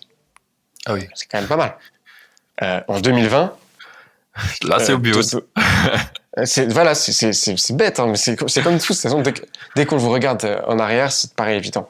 Et là, en 2000... Steve Jobs qui disait ça, connect the dots. Exactement. Là, c'est ça. Tu connectes les dots et tu te dis, premier mois de 2020, on avait déjà fait le chiffre d'affaires de 2019.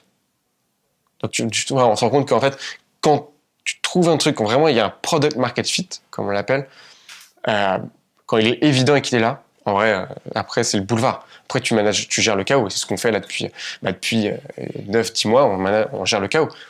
Il faut recruter des gens, il faut créer encore beaucoup plus de formations, apporter beaucoup plus de valeur aux participants, réussir à apporter encore plus de valeur sur les podcasts, sur les émissions.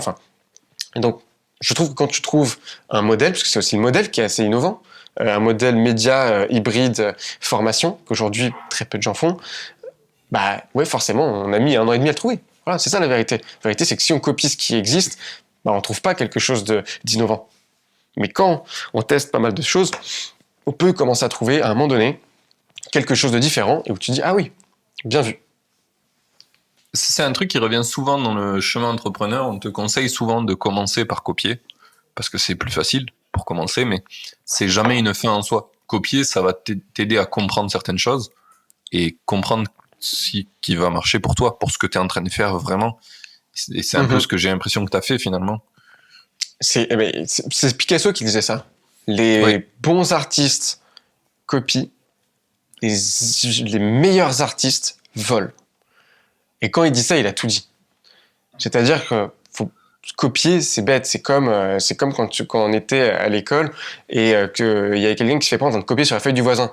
Manque de peau, c'est pas les mêmes exercices, mais vu qu'il a rien regardé, il l'avait pas regardé, il a copié la copie, et le prof dit, mais tu te fous de moi, quoi? Tu vois bien que c'est même pas les mêmes exercices, t'as copié l'exercice du voisin. Et je pense que ça, c'est ce qui peut se passer si on regarde trop la concurrence, on se dit, ok, je vais copier ce qu'ils font. En revanche, voler, là, c'est autre chose. C'est s'accaparer quelque chose et le remettre dans son propre contexte, c'est-à-dire avec son propre situation, toutes ses propres variables. C'est que la formation en ligne, c'est pas très innovant. Ça existe déjà depuis longtemps. Open Classroom fait des choses extraordinaires. Oui. Aux US, il y a plein de choses géniaux. Udemy, Coursera, il y a déjà General Assembly, il y a déjà plein de choses qui existent. Donc on l'a pas inventé.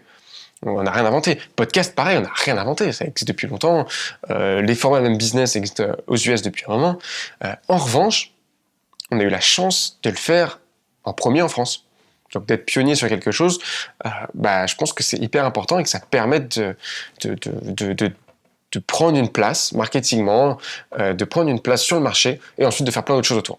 Donc moi, c'est pour ça aussi que nous, on n'a jamais lâché le podcast et qu'il nous a vraiment rien rapporté pendant 2 ans. Il faut s'en rendre compte. 2 ans et demi.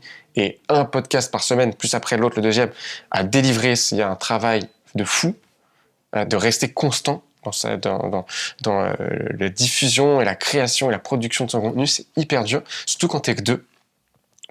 Et sauf que ça, c'est quelque chose de dur, mais ça paye, parce que je savais qu'il fallait en faire quelque chose. Donc ce contexte, on n'a rien inventé à gauche, on n'a rien inventé à droite. En revanche, quand on met les deux ensemble, punaise, pas grand monde l'a fait. Pareil, il y a toujours des médias business qui vendent de la formation, faut pas non plus exagérer. Mais personne n'a vraiment été aussi loin de se dire, j'ai une nouvelle sorte de média, un podcast business en France, ça n'existe pas vraiment. On fait des formations e-learning à notre façon, parce qu'on pense que c'est ça, c'est notre conviction, c'est que c'est comme ça qu'on apporte le plus de valeur. Et en plus, quand on met les deux ensemble, ça marche vachement bien. Et ça crée notre propre... Finalement, on a volé à gauche, on a volé à droite, mais quand on met les deux ensemble, on a toujours pris conscience et bien fait attention d'aligner les deux. Et donc, quand les deux sont ensemble, il y a un truc assez magique qui se fait, qui, aujourd'hui, je trouve, n'existe pas ailleurs. Ou peu. Clairement, c'était plutôt le premier, j'ai envie de dire, à avoir cette dynamique-là. Il n'y a pas d'autre alternative. Hein. Voilà. Mais c'est parce que on a toujours regardé, voilà, c'est voler, oui, complètement. Faut pas avoir honte. En France, je pense que les gens ont trop peur, ont honte de copier. Pour ceux, en fait, qui sont brillants et qui voient, ils disent non, faut que ce soit mon idée, faut que je réinvente la roue. C'est trop dommage. Les gars, allez-y. Oui, les filles aussi, allez-y. Faut copier faut voler quand il y a quelque chose faut aller vite, en fait. Et aller vite, c'est forcément voler. Mais faut absolument le réadapter à sa sauce. Copier, c'est dommage. Réadapter à sa sauce, c'est ce qu'il faut faire. Et dans l'autre sens, ceux qui n'ont aucune gêne et qui copient à tire-larigot. En ce moment, on va pas donner de nom, mais c'est ce qui se passe énormément dans le secteur du e-learning, parce que toutes les agences ont pris un coup avec le Covid et le confinement, donc tout le monde s'est mis à faire du e-learning. Il y a clairement beaucoup de copies. Maintenant, ce qui est dommage, c'est qu'ils ne sont pas différenciés finalement. Tout le monde fait la même chose. Et en fait, de copier, ça ne te donne pas d'avantage concurrentiel. Ça te donne juste, ok, tu fais comme un tel. Oui, c'est et en fait, le problème, c'est que ceux qui n'ont aucune, si t'as trop de gêne à copier / voler, c'est dommage que tu perds du temps. Quand on a aucune, c'est dommage parce que tu oublies de te rendre compte qu'en fait, ce que tu fais, ça apporte, tu pourrais faire beaucoup mieux. Oui, c'est ça. finalement, tu t'apportes pas assez de valeur différenciée du truc originel, quoi. Ça me fait penser à un truc que j'ai fait il y a pas longtemps, du coup, sur Indie Maker. J'ai un podcast et qui ressemble beaucoup à un autre podcast qui s'appelle The Mature Developer. C'est vraiment le même podcast que moi, mais très orienté pour les développeurs qui veulent créer leur business. Et c'est trop cool, tu vois. Et lui, il a fait un e-book. Et je suis allé sur son site, j'ai vu l'e-book, j'ai dit putain, mais j'aurais dû faire un e-book pour récolter des emails, pour avoir plus de gens, etc. Du coup, je l'ai contacté, j'ai dit est-ce que je peux copier ton email, en gros te le voler et le réécrire à ma sauce pour ma cible, puisqu'on n'a pas tout à fait la même cible, et partir de ça, quoi. Parce que réécrire de zéro un e-book alors que bien sûr, finalement on a deux niches presque pareilles. Le mec il m'a dit ouais, mais je veux juste vérifier avant que tu te fous pas de ma gueule, quoi. Genre envoie-moi-le. Mais c'est trop, mais c'est hyper simple. Si tu as la démarche, elle est parfaite. T'aurais pu être un tout petit peu plus, encore un peu plus sneaky et juste et pas le dire, parce que pareil, quand on réadapte à sa sauce, de toute façon, toutes les idées ont déjà été inventées. Alors, à un moment donné, faut pas non plus se prendre pour tout a déjà été inventé. Maintenant, quand on le refait à sa sauce, on le refait à sa sauce. On n'a pas non plus moi, si quelqu'un copie ce qu'on fait, j'ai pas c'est le brevet ou je ne sais quoi de dire en fait c'est moi création, t'as pas le droit de le refaire. Ben non, si tu copies mot pour mot et que en plus tu viens concurrencer, ça s'appelle la concurrence déloyale et je t'attaquerai, c'est clair. Parce que ça se fait pas. Maintenant, si tu viens t'inspirer largement de ce qu'on fait, ben c'est logique. C'est comme ça qu'un marché se nourrit aussi. C'est comme ça qu'on tire tout le monde vers le haut et surtout le client final. Plus il y a de concurrence, plus ça excite le marché, ça le tend, ça le stresse, et donc ça apporte plus de valeur pour le client final. Ça, il n'y a aucun problème. Mais oui, c'est exactement ça. C'est de le prendre, de le réadapter, et si tu le réadaptes bien, de toute façon, la personne ne pourra pas te dire que tu l'as copié. Tu le réadaptes. Et puis, pour le coup, de l'avoir pas fait sneaky, je me suis dit, en plus, ça peut apporter de la valeur au sien, parce qu'il y a plein de choses que j'ai modifiées, mais qui peuvent aussi être réadaptées dans sa niche à lui, tu vois. Du coup, j'ai dit, je te le repartage. Tu me fais penser à un truc hyper simple. Là, tu vois, j'ai vu... parce que après, c'est vraiment une manière de penser. Moi, j'ai vu comment tu nous as invités, parce que c'est ma productrice, notre productrice en interne, Marine, qui a géré tout ça. Et j'ai vu ton invitation, je me suis dit, ah, punaise, il y a 2-3 trucs qui sont bien plus malins que nous. Direct, j'ai fait un screenshot, j'ai dit, Marine, tiens, comment est-ce qu'on pourrait l'adapter pour nous? Ah, stylé. Parce que... Donc, tu vois, et ça, je pense que c'est vraiment une philosophie de vie de dire, ça n'a rien de réinventer la roue. Prenons ce qui est intelligemment fait. Martin, il va pas me dire pourquoi tu utilises le même logiciel que moi pour faire un podcast ou pourquoi tu utilises les mêmes mots quand tu invites quelqu'un. Bien, tant mieux. Limite, en fait, ça veut dire que ce que je fais, c'est pas trop mal. Bah ouais, merci. C'est cool. Je suis plutôt content, en fait. Très bien. Eh bien, on a pas mal avancé, hein. Ça fait déjà 1h08 qu'on discute et on n'a pas beaucoup parlé de tes projets en vrai, mais c'était très intéressant parce que je pense que c'est un peu ce qu'on disait tout à l'heure. L'important, c'est les gens qui sont derrière les projets, pas que les projets et les chiffres. Donc, si les gens peuvent apprendre à te comprendre, je pense qu'ils comprendront mieux comment faire les choses pour eux. C'est un peu et puis avec grand plaisir, si tu veux me réinviter dans quelques mois, on parlera beaucoup plus concrètement. Mais je pense que il faut dans ce choix de vie, dans ce chemin de vie entrepreneurial qui est rester indépendant et créer sa boîte, c'est tellement important de partir sur les bonnes fondations. Et là, de quoi on a discuté, je pense que c'est vraiment les fondations. Parce que c'est comme sur ce que j'apprends à tous nos participants, c'est le growth, c'est pas du growth hacking. Parce que si je te donne toutes les tactiques maintenant, tu vas vouloir tester toutes tes tactiques. Et tu vas toutes les tester, il n'y a rien qui va marcher, tu vas me dire, je comprends pas. Mais c'est normal. Parce que tu n'es pas parti sur les bases. C'est comme la pyramide de Maslow, c'est une pyramide. Il faut comprendre les fondations. En fait, comment ton entreprise fonctionne, quelles sont les différentes variables, les différents mécanismes qui fonctionnent. Si je touche là, qu'est-ce qui se passe sur mon revenu? Si je touche là, qu'est-ce qui se passe? Donc, c'est une compréhension plutôt globale des principes avant de commencer à se dire, on va vraiment mettre les mains dedans. Parce que le problème de mettre tout de suite les mains dedans, c'est que tu mets les mains dedans, tu testes plein de choses, et en fait, tu arrives très souvent à un résultat où tu n'es pas satisfait. Et je pense que le pire, quand on est entrepreneur, c'est d'arriver à un moment où tu as fait une boîte que tu voulais pas faire. Et le pire, c'est qu'elle fonctionne. C'est qu'en plus, tu te sois sacrifié et que tu aies mis du temps de côté, tu as mis du temps, de l'effort, de l'énergie, et qu'au bout de 5-10 ans, tu te dis, mais qu'est-ce que je fous là? Qu'est-ce que j'ai créé? Et ça, je pense que quand même, ça serait un fail. Donc, voilà, je pense que c'était tout aussi intéressant de parler des choses plus méta et des fondations. Et avec grand plaisir, si j'ai la chance d'être réinvité pour venir parler de là, plutôt donner des tactiques et des traits concrets sur ce qu'on a fait. Encore quelques questions, t'inquiète pas. T'inquiète pas. Mais c'est rigolo que tu dis ça juste avant, parce que j'ai parlé avec une entrepreneuse de, je sais pas, la quarantaine à peu près, qui a fait une agence de développement qui marche pas mal. Et qui clairement, quand je parle avec elle, elle a pas envie de faire ça. Elle a pas envie de faire ça, mais ça marche. Oh, mais tu quel peux pas malheur. partir, quoi. Mais quel malheur. Mais quel malheur. T'imagines, tu te lèves tous les matins, tu fais du cash, parce que c'est ça là, le point. Ouais. Tu fais du cash, tu t'es fait forcément ton train de vie s'est adapté avec, et je pense qu'elle aime sa vie, mais que tu peux pas sortir. Mais c'est le principe de la prison dorée, de tous ces jobs dans le conseil où tu gagnes bien ta vie, et quand tu sors d'une grande école, ou même d'une école, une music school plutôt que bien, tu vas dans le conseil, tu gagnes bien ta vie, tu gagnes de mieux en mieux ta vie, et en fait, tu peux juste plus partir, parce que là, d'aller faire pendant 1 an et demi, d'être galéré à te faire des deliveroo et de travailler sans vraiment gagner d'argent, en fait, c'est même plus dans ton système de pensée. Dès que tu fais quelque chose, il faut qu'il y ait une récompense. Or, l'entrepreneur, son système de pensée, c'est en fait, je fais faire quelque chose, je sais que j'aurai pas de récompense. La traversée du désert. C'est ça. Le jour où j'en ai une, elle sera extraordinaire. Mais je sais que dans 90% des cas, ce que je vais faire, j'aurai pas de récompense. Et ça va être, et c'est là, en fait, où, t'imagines d'être à sa place, la pauvre. Ça veut pas dire qu'elle est malheureuse, mais t'arrives qu'à un moment où tu te dis, merde, bah, soit tu vends, mais il faut pas continuer. Parce que ça, je pense que c'est la dépression totale. Mais c'est exactement ce que j'y ai dit. J'y ai dit, en fait, la seule réponse à ce que tu me dis, là, c'est d'arrêter. Je dis, ouais, mais je peux pas. Je dis, oui, je sais que tu peux pas. mais je te dis, la seule réponse, je vraie peux pas. Alors que le sujet de tout ça, c'est d'être libre. Un entrepreneur, je pense vraiment pas que quelqu'un soit capable de mettre un tel niveau d'intensité dans sa vie si il se dit pas à un moment donné, je serai libre. Après, ça veut pas dire qu'on l'est, c'est aussi très psychologique, encore une fois. Hein. Mais au moins libre d'avoir des options. De se dire, ah tiens, j'ai envie de prendre 3 semaines, je prends 3 semaines et personne ne peut rien me dire. On le fait rarement.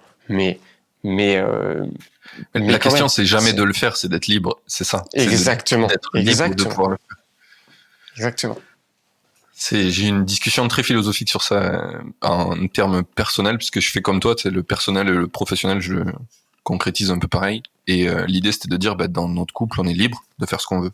Après, tu peux le faire ou ne pas le faire, mais le fait de dire qu'on est libre, ça a vraiment un facteur différenciant, tu vois. T'es plus enfermé dans une relation, tu dis, en fait, on peut faire ce qu'on veut. Après, il y a toujours un truc de avec l'autre, comment ça se passe, tu vois, comme dans ton entreprise. Si tu prends 3 semaines et que t'abandonnes tous tes teammates, à un moment donné, ils vont te regarder, ils vont te dire, qu'est-ce que tu fais, mec?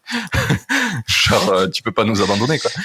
Mais le fait d'être libre, je pense que ça a une vraie valeur pour notre capacité à imaginer où on va aller, tu vois. Oui, c'est le plus important. Après, c'est le plus important pour, encore une fois, une certaine partie des gens. Il y a plein d'autres... parfois, je me dis, je rêverais de ne pas avoir ce besoin, parce que c'est un faux besoin de liberté. Et je rêverais de me dire, en fait, moi, je me contente complètement, c'est un peu de l'insatisfaction, je me contente complètement de ma vie comme elle est, et je suis très heureux comme ça. Ça me fait penser au proverbe un peu heureux sont les ignorants. Des fois, t'as l'impression c'est un peu que ça.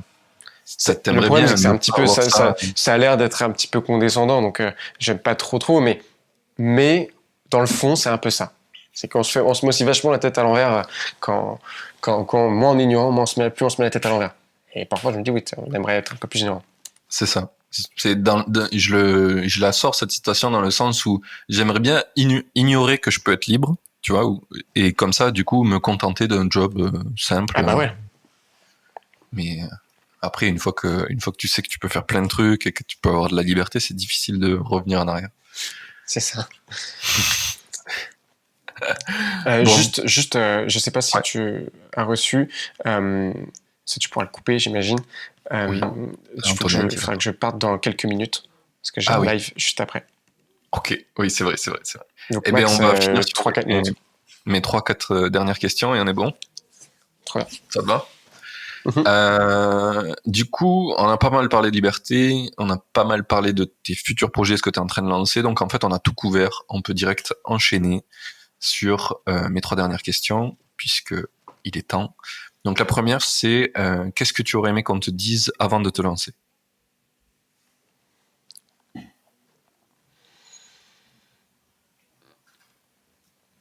C'est une bonne question.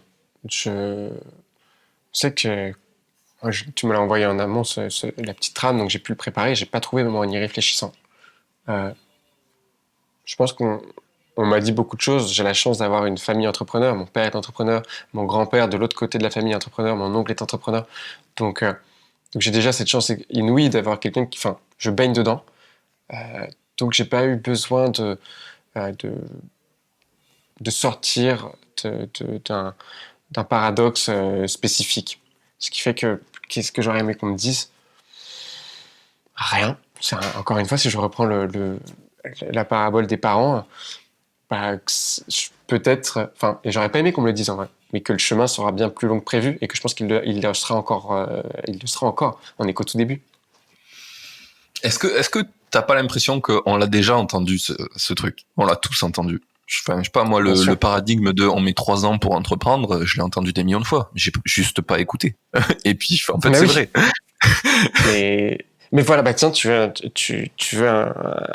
ce que j'aurais aimé. Non, ce que je pense, c'est faut pas écouter les autres. N'écoute pas les autres. C'est ça. Ok. Eh ben, c'est pas mal. C'est pas mal. C'est pas mal, et puis j'aime bien parce que ça fait une grande parabole avec tout ce qu'on a dit, et aller hors des sentiers battus, c'est ne pas écouter les autres. C'est genre, on va traverser la pampa. Mais mec, il y a une route là. Non, la pampa, c'est bien. C'est ça. Prends le chemin. Ouais, c'est ça. Parce que, bon, pour en reparler un moment, mais ce qui est important, c'est aussi d'où on vient. Moi, j'ai pas fait de grandes écoles. J'ai pas fait de grande école de commerce. J'ai pas fait de grande école derrière, ce qui fait que c'est beaucoup plus complexe pour entreprendre facilement. T'as pas du tout le même réseau. Tout est une question de réseau, si on est très honnête. Et le réseau, il est difficile à construire. Et quand tu viens pas de ces milieux-là, mais moi, j'ai grandi à la campagne, donc dans la campagne parisienne, certes, mais je viens d'un village de 3000 habitants. Et donc, tu n'as pas du tout les mêmes cartes en main quand tu commences. Donc je pense on pourra en rediscuter, mais c'est quelque chose d'important de se rendre compte de ce qu'il faut construire. Mais ça, je m'en suis rendu compte très tôt. Donc en fait, non, je t'avoue que... Non, mais je vois pas d'autre chose. Ta première réponse mais du coup, oui, non, c'était ça. Pour boucler avec la Pampa, c'est quand on est un peu dans ce cas-là, pas de réseau, on vient d'ailleurs que Paris, faut prendre le chemin le moins parcouru. Ça, j'aurais aimé qu'on me le dise, mais plus en fait, Gabriel, t'as vraiment l'impression de faire n'importe quoi parce que personne fait ça. Mais en vrai, tu fais bien. Moi, je te le dis, t'es sur le bon chemin. Parce que voilà, quand t'es au milieu de la jungle, je le suis toujours, hein, mais quand t'es au milieu de la jungle, quand on est au milieu de la jungle tout seul, il y a plein de fois où tu te dis, mais qu'est-ce que je fous là? Pourquoi tout le monde prend la plage et moi je suis au milieu de la jungle? Pourquoi je suis en train de galérer là? Mais la vérité, c'est que quand tu viens de certains milieux, de certains endroits de la France, une localisation, t'as juste pas le choix. Si tu veux vraiment arriver à un degré d'excellence et de réussite, la vérité, c'est qu'il y a que le chemin le plus difficile qui prenne, parce que la plage, elle est déjà prise par tous ceux qui ont fait les concours et qui ont le réseau. C'est ça.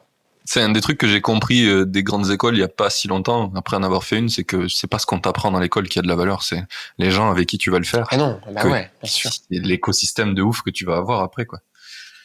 C'est surtout ça. Et ben top. On peut passer à mon avant-dernière question. Qui est le prochain invité que je dois faire venir dans ce podcast selon toi? J'allais te dire mon frère est associé qui lui gère toute la partie formation et qui pourrait être beaucoup plus technique pour avoir l'autre côté de l'histoire aussi, parce que tu as la mienne en tant qu'animateur du podcast, mais ça serait marrant d'avoir de ce côté. Sinon, plus sérieusement, Boris, le CEO, le patron du Wagon et cofondateur. Le Wagon, donc meilleur bootcamp de code au monde, français, hyper bon, et qui a été Indie Makers pendant très longtemps. Maintenant, ils ont fait une levée de private equity il y a peu, mais ils pourront quand même te parler de 0 à 100 employés et je ne raconte pas de bêtises, quelques dizaines de millions de chiffres d'affaires ou au moins une petite dizaine de millions de chiffres d'affaires sans avoir levé. Ah, ça c'est pas mal, ça me plaît, Stylé. Mais je prends en note les deux et je pense que j'inviterai ton frère aussi parce que je pense que ça peut être intéressant. Et du coup, ma toute dernière question, c'est qu'on envoie les gens qui veulent te suivre. Et sur LinkedIn, tout simplement, Gabriel Gourovitch, Gourovitch, tout simplement m'ajouter. J'essaye de répondre le plus rapidement possible aux messages. Et sinon, tout simplement sur ma newsletter, la newsletter des différents podcasts, disponible sur growthmakers.fr. growthmakers.fr. J'aimerais Pour tous ceux juste qui ont des glisser- problèmes, qui ont Ouais, des c'est ça. problèmes, Ah, mais faut. ça sera écrit dans la description. Oui, parce qu'on oublie souvent le S, donc je le Et du redis. Ouais. Oui, je voulais un petit mot, je le place comme ça rapidement. On recrute pas mal en ce moment. J'espère que, je sais pas si on l'aura compris, mais donc s'il y a des podcasteurs, on recrute un sales et aussi une head of marketing ou une sales aussi. Donc n'hésitez pas à me pinguer à gabriel@growthmakers.fr si vous avez l'envie de déplacer des montagnes, parce que c'est ce qu'on fait là tous les jours. Trop bien. Eh ben, on enverra. J'espère qu'il y a plein de gens qui vont te contacter. N'hésitez pas, envoyez des petits messages. Et ça pourra faire sûrement de belles histoires. C'est ça. Et bien sûr, pour l'email, je ne sais pas si je l'avais dit, c'est gabriel@growthmakers.fr. Non, tu l'avais pas dit, mais c'est fait. Voilà. Super. Merci beaucoup, Martin. Merci beaucoup à toi. C'était vraiment un top épisode. Je pense que ça va plaire à beaucoup de gens. Ça va parler à beaucoup de gens. Ce parcours-là touche beaucoup. Moi, ça m'a touché en tout cas. Merci à tous. J'espère que vous avez kiffé le podcast. Si vous l'avez kiffé, n'hésitez pas à le noter sur iTunes. Ça fait toujours plaisir et ça aide à grandir, puisque moi aussi, je suis en pleine pampa actuellement avec ce podcast. Et pour le moment, on voit pas encore la carrière, mais ça avance, ça grandit. Et merci à toi, Gab, et à bientôt. À très vite. Salut, Martin. Salut. Ça y est, l'épisode est fini. J'espère que t'as kiffé autant que moi. Merci d'avoir écouté, merci à l'invité d'avoir pris le temps de venir. Et à dans 2 semaines pour le prochain. Belle journée à toi.